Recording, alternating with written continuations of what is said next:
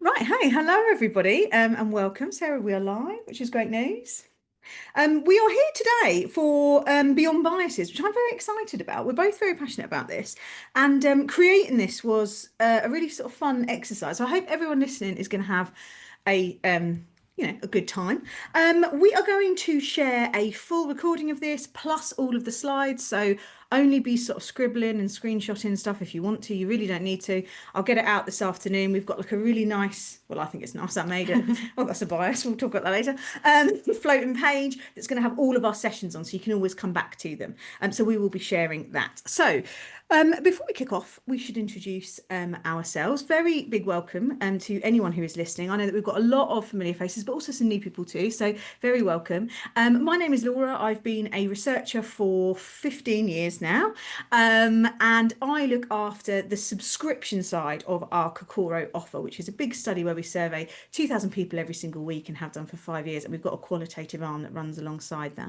And I'm joined by the lovely Sarah, who is an insight director at Kokoro. Sarah wouldn't say this about herself, but she really is completely brilliant. She runs, huge ad hoc projects. She works with some of our most kind of demanding and exacting clients at Kokoro and has done for over 10 years now. I don't Yeah, coming up to 11. Coming up to 11, there we go. Yeah, absolutely kind of amazing. And from really huge strategic projects like maybe a big segmentation, all the way down to, I know that Kirsty got in touch the other day and said, please help me with a bit of a nightmare that I've got and write a kind of questionnaire. So if anyone's listening, they've got a brief and you'd love a perspective on it, Sarah is a brilliant person to get a perspective from. So we are going to be talking about biases today. This is Alison's favourite chart. Alison's our founder at Kokoro, and she loves this chart. She sort of flashes it up in a lot of different presentations, and I guess it's just a reminder of how irrational humans are. And we've got a very interesting ratio, which I've not managed to capture in the diagram really, but between our sort of conscious level of kind of processing and our subconscious level of processing. And the truth is, we just couldn't consciously process all the information that's coming at us. It would be completely impossible. So our subconscious does most of it. And then there are moments where our sort of consciousness sort of strikes into action. And, you could think about this when you're walking down the street. You don't look at every single face and think, no, I don't know them. No, no, no, no, no. Ah, Sarah. You just walk down the street and suddenly spot Sarah or whoever it is, your friend you haven't seen in years. And so we are irrational. With these two forces working together make us behave in quite strange ways. It explains why we give into temptation despite promising that we weren't going to drink tonight or that we are absolutely going to be doing something different about how we eat or how we exercise, why we might be tempted to upgrade, why we might go for a pre-populated option on a form that then causes us all sorts of problems in the future.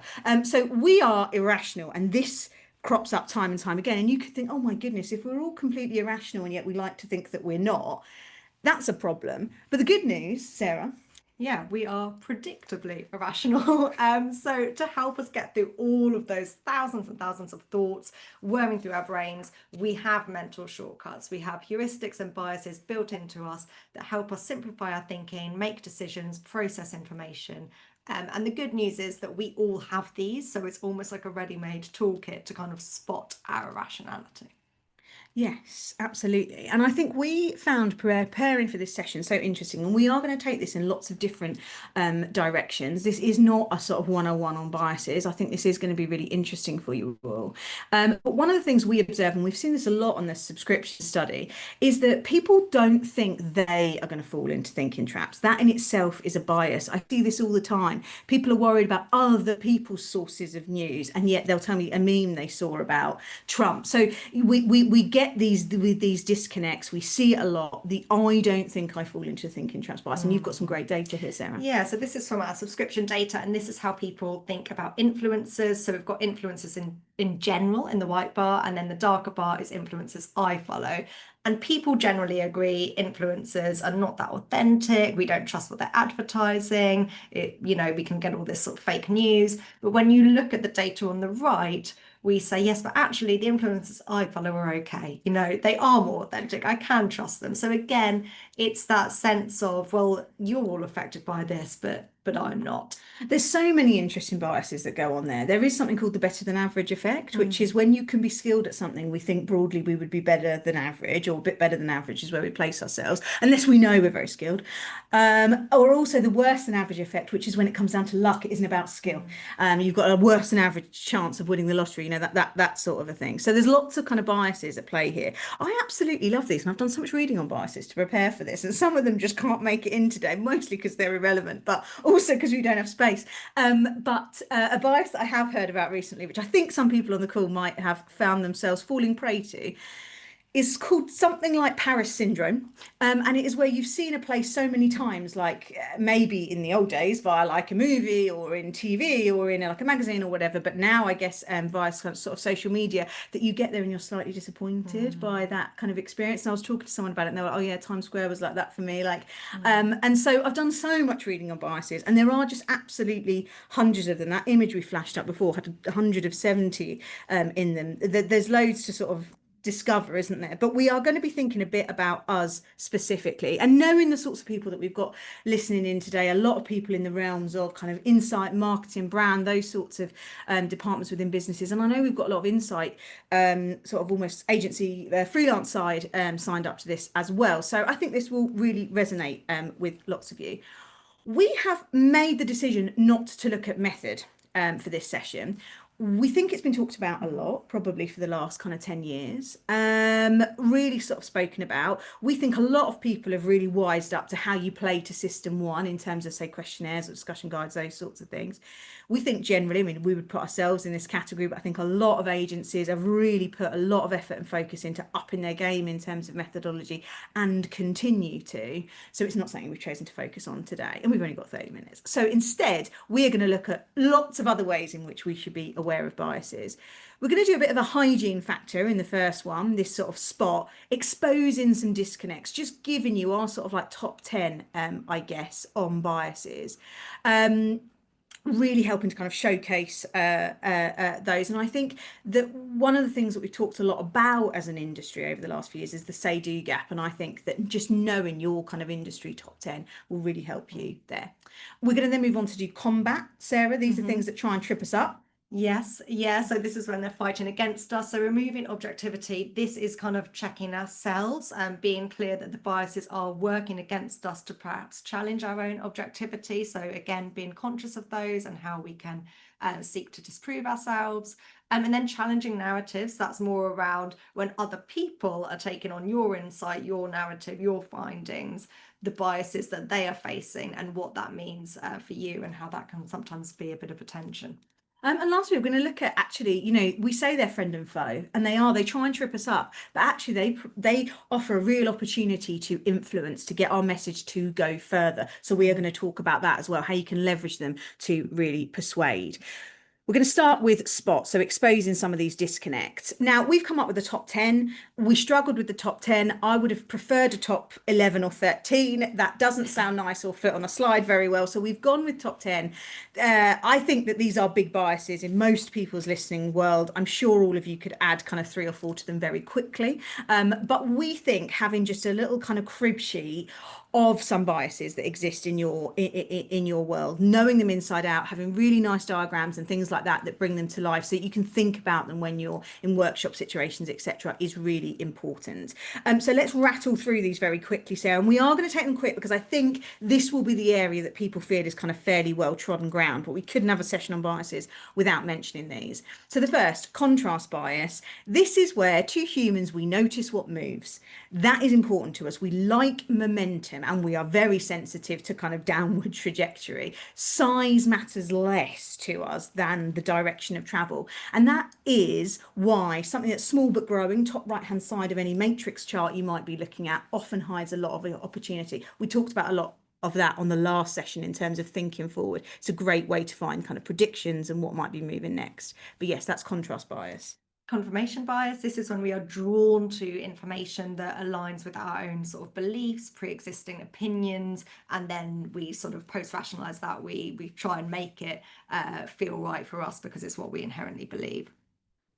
Anchoring bias, so this shows up a lot in pricing, and it's that sort of first piece of information really influences what else we think about. So if you're looking at a discount, the price it was discounted from, even if that's over inflated, could make the discount feel great. If you've got sort of best, better, best pricing, that sort of thing, you're kind of comparing it against the stuff around it. Yeah, absolutely. Loss aversion, I think, is really interesting. And it is our tendency to value what we're losing over what we're gaining. Almost like double the amount of weight is put on what we're losing than gaining. Now, I give this example, and Sarah always winces when I give this example because I think it is contentious, and I'm not trying to be reductive or deliberately kind of annoying or anything like that. And I know that this is way more complicated than that, but I think it's a great example because people get it instantly.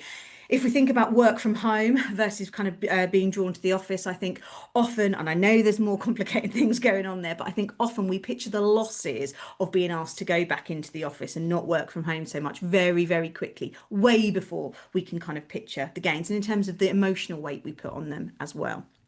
Status quo bias, Sarah. Yeah, this is our preference for things to stay as they are. We don't like change. So whenever you're doing something like proposition testing, concept testing, you'll often find that consumers might be quite averse to these new ideas. So we really need to do a job to kind of scratch beneath that and think, how will this last in the longer term?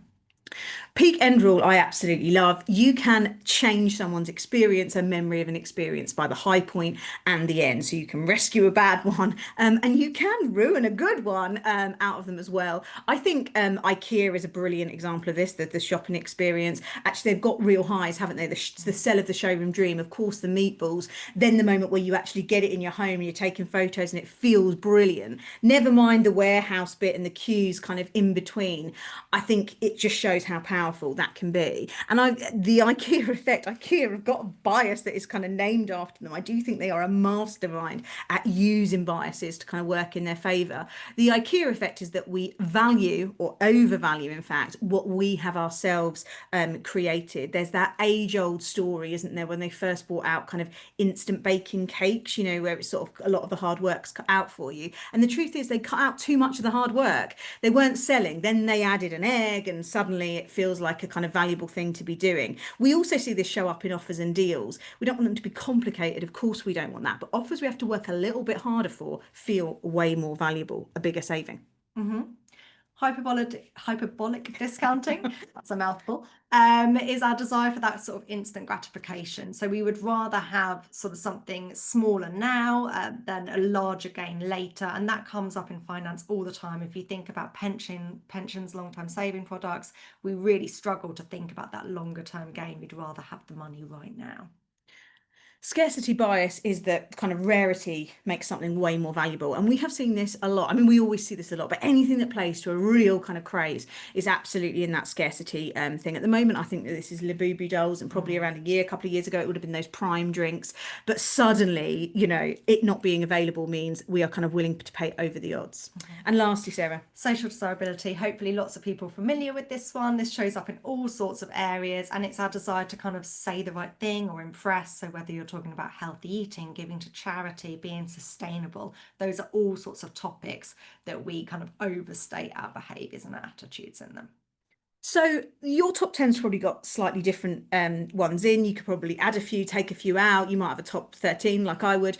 But I think just having these, knowing them, being really comfortable kind of talking about them, maybe having visuals and things like that that you can share in, say, workshop situations and all of those sorts of things can be really influential. This is at the point of maybe sort of briefing something, thinking about a new concept, thinking about kind of moving on offers and deals, all of those sorts of things. These come into play.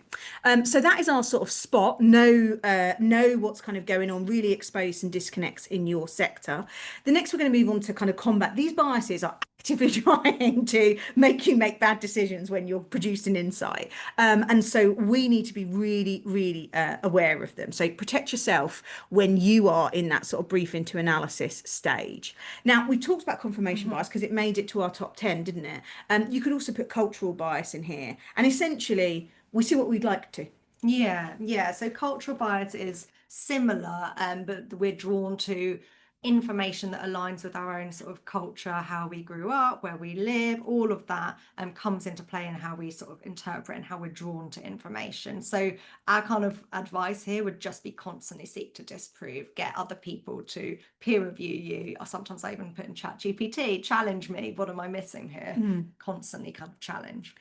This is, I think, probably our founder Alison's the bias she talks about the most. And I think that seek to disprove would be one of her top tips for anyone who is ever trying to do any kind of analysis. Hypotheses really help you combat biases, but only if you then seek to disprove them. If you go out to try and find evidence for them, like, you will be successful in most instances, unless your hypotheses are sort of fairly strange. So confirmation bias, absolutely kind of be aware of it. Challenge yourself on it, but challenge your kind of teammates and things like that on it. And if you have been asked to peer review it, know that this person could absolutely be in that trap, and also approach it as though you are seeking to disprove.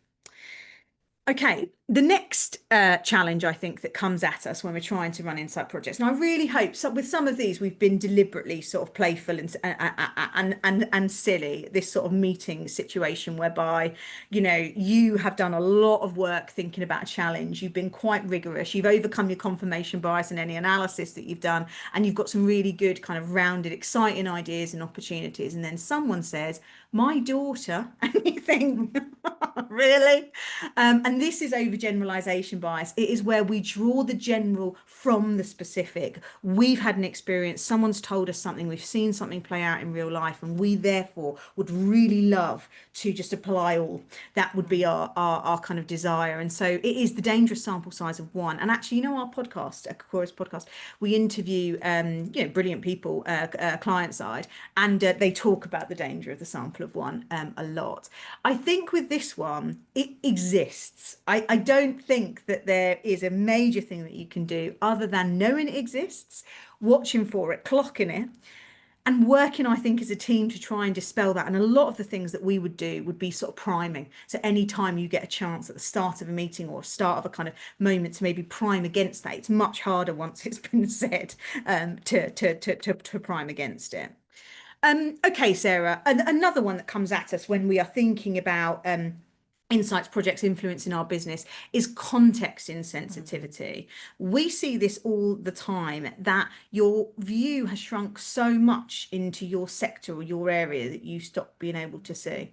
Yeah, and it's totally understandable, isn't it? Because we spend 5 days a week on this sector, this area. You know, you might be in marketing and you've spent ages developing some advertising. You might be in product, and this new range is your absolute baby. And that is natural, but it's just reminding ourselves that we are just a small part of consumers' world. There is so much other context going on.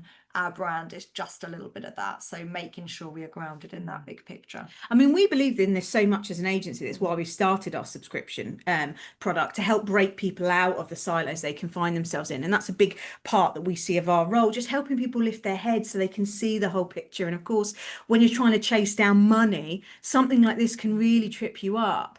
You know, it's a zero-sum game. People might be way out of your sector. It might look completely irrelevant, but it could have ripple effects. So being aware of this, I think, is very important. I like this one, Dunning-Kruger. I find it very interesting. And essentially, it means that your level of knowledge is not directly comparable to your level of confidence. Very low knowledge, low skill can have extremely high confidence. And actually, it takes you know, you can have then, you know, reasonable knowledge and skill and have fairly low confidence. And that really means that you're kind of actually getting better at something. And I think a brilliant example of this is anyone who's ever met someone who thought they could be a football manager. They've got no experience of being a football manager. They like football maybe, but that's sort of it. But they think they absolutely can. They're at the low end of this curve, this kind of Dunning-Kruger effect, and it exists because, and I feel it in myself, in my own sort of personal life, what I think I can do, the sort of cake I think I can make or whatever, is way outside of my actual skill set. And it trips us up. And I think the way it trips us up in analysis, Sarah, is that we assume, when we're doing, say, gap analysis, and we think, oh, we need to work on these weaknesses, we assume we're going to be able to. Yeah, so you might, for example, see that, you know, you're not so strong on quality versus your rivals. Okay, let's spend ages fixing quality. That's what we've got to do. But actually, just take a moment to think, what are the steps that we need to do to achieve that? Is that possible? Actually, are there other areas that are more feasible? Can we kind of hone in on our strengths, for example? So it's just a really good way to, I think, prioritize, especially in those moments where you have so much data and so much opportunity to chase. And weakness is always alluring, isn't it, to try and rectify. We're not saying not to kind of focus on challenges. It's to just kind of think about them differently, and really bring this into account when you are trying to prioritize. Okay, so this combat's got a sort of sister, hasn't it? It's got another side. So we need to combat our thinking. So all of those things we've just talked about in terms of when you are facing into a problem. But now we've got things we need to combat that are coming at us, kind of often maybe kind of in a meeting or a virtual meeting, how we challenge back on certain narratives. Now, if anyone listening to this call has not experienced this, well, I don't know what I'll do, but it is called hindsight bias. And it is a moment whereby you produce something very well reasoned and very good, and somebody says, oh, yeah, no, yeah, that confirms what we were thinking. And you think, are you joking? Because I was in this briefing meeting however long ago, and there were lots of questions flying around.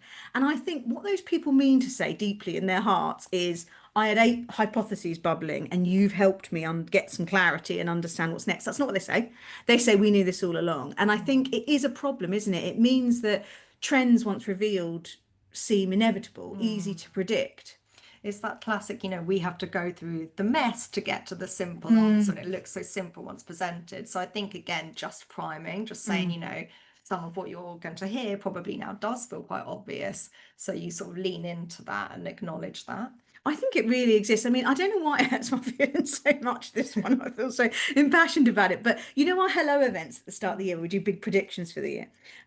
We have had people who say things like, it confirmed, that's what I was thinking actually, it confirmed what I knew. And I think, but you did, 1,000 people did sign up, and you did stay for 60 minutes, and you have asked for the slides. So are you sure there's not some hindsight bias going on here? So yes, this trips us up, I think. And one big way in which you can deal with this, I think, is just to prime for it. We would often say at the start of a study or a big reveal, a lot of work has gone into this. It will look obvious, but a month ago, this felt kind of challenging to predict. Anchoring bias then. Yeah, anchoring bias, so as we explained earlier, you base your sort of reactions on the first thing you see. So this example is just perhaps saying you're going to set a target of what good looks like. If you set that really high target of 85%, you achieve 75. We don't feel great about that. We've hit our target, not so good. But if you had set it lower, that 75% suddenly looks really, really good.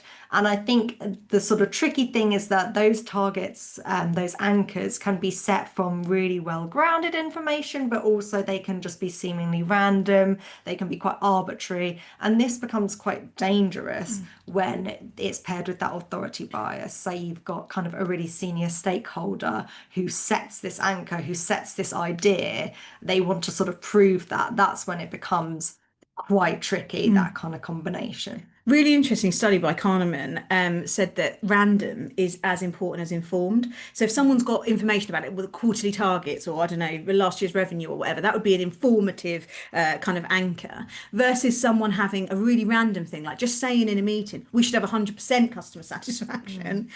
Can really have a sort of similar, it's sort of astounding that random can have a similar impact. So yes, being aware of this, I think, and I think this is another one just to be really, really aware of. Talk about it in your teams, have a sort of shared language around some of these things, because it's not that there is the perfect magic wand to get rid of these, but knowing that they're there and helping maybe you explain why a particular project or why a particular sort of mission that you're trying to push through is feeling kind of more challenging, it can be really helpful. Another one that we come up against a lot is information bias. Now, this would be another of Alison's big biases that she talks about a lot. And it is a desire to just constantly seek more information, to have a lot of data and want more and want to cut it and slice it and dice it and all of those sorts of things. We are not saying don't look at subgroups. That is absolutely not what we are saying.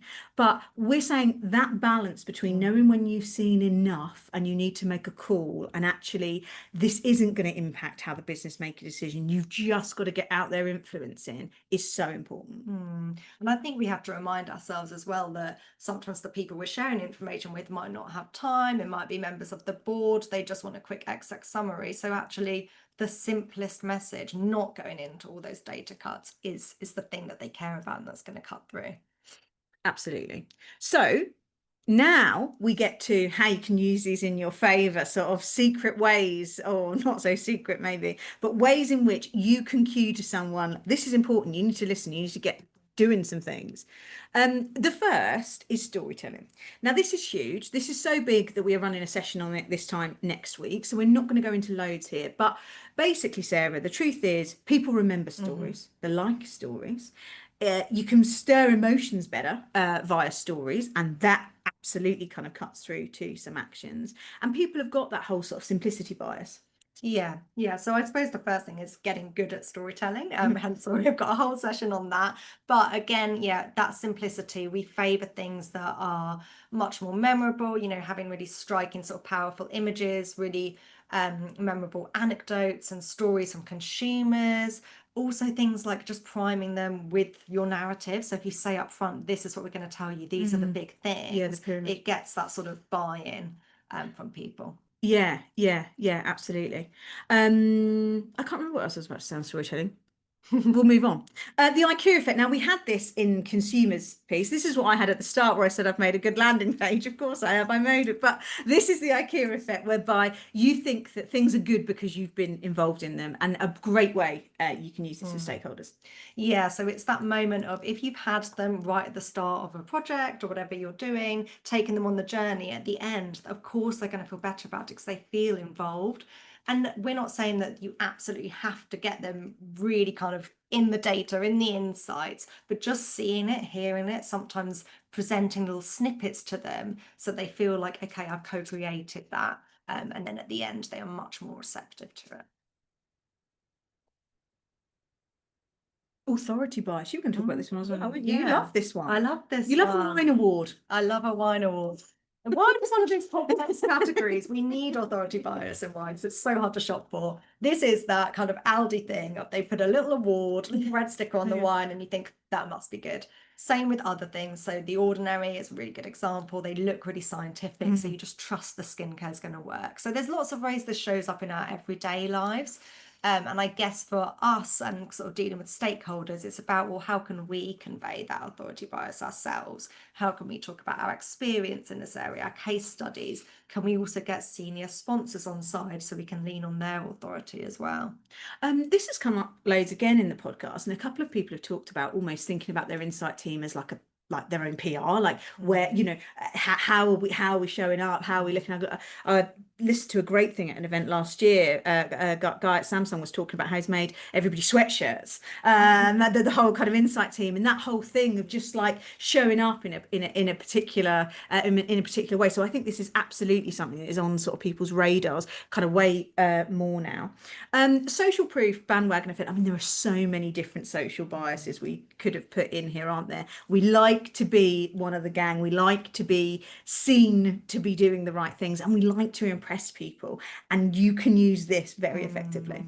So to get people on your side, to kind of take part, to adopt the insights, to adopt recommendations, take action, kind of make them feel almost that sense of FOMO. Well, actually, if you don't do this, this is the risk. Others are doing it. This is what other successful brands or people in the business have done. So they kind of feel a bit safer going along with it. Yeah, absolutely. I mean, you love engagement champs on any of your sort of segmentations and things like that. That really works. Yeah, I think just getting those people sort of behind you, and then it's their mission to kind of spread the word and get people on board. So this doesn't have to be all your job to do. Brilliant. Well, that was a whistle stop on biases. I hope that you have found this interesting. As I said, we deliberately decided not to focus on method, although we do have big perspectives on that as an agency. We thought this would be more helpful for our audience. So to recap then, we've got a sort of spot, expose those say-do gaps, just know the big biases going on in your sector. You can use them at so many moments to plan for them, whether you're at sort of design phase or you're kind of evaluating something.